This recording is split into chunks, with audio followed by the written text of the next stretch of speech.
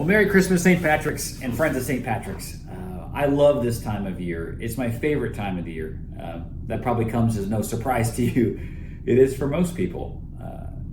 I am every single part of Christmas is full of symbol and signs. I can't count the number of times that if you go through, especially the Gospel of Luke, how many times it's said that there's news that's come and a sign has been given and all this stuff.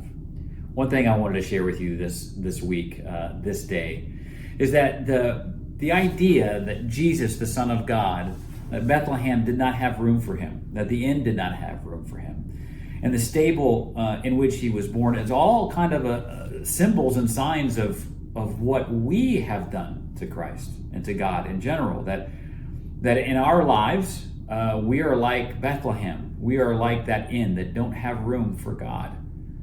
And God is not proud, however. That stable is like our hearts. Our hearts are also a poor substitute as a temple of God, as a place for God to be. And yet, because God has humbled himself, he has condescended, he has chosen to come and even take up abode in the stable that is our hearts. Someone said that recently, and I read it, and she was, I forget the author, she was ecstatic, not because her heart was such in poor condition or a poor abode for God, but that the Lord would love her and be gracious enough to come and live with her.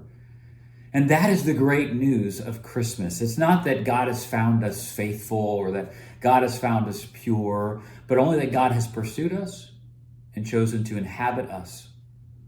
Even as a small, humble child, the Lord Christ has come into the world, and so he comes into you, I hope. And so let us be full of joy that the Lord has chosen to live in the stable of our hearts this year. I want you to know that we are praying for you all. We're so thrilled, and I am personally at such peace and full of such contentment for what God has done in our church and the people that support this church. So I want to say thank you.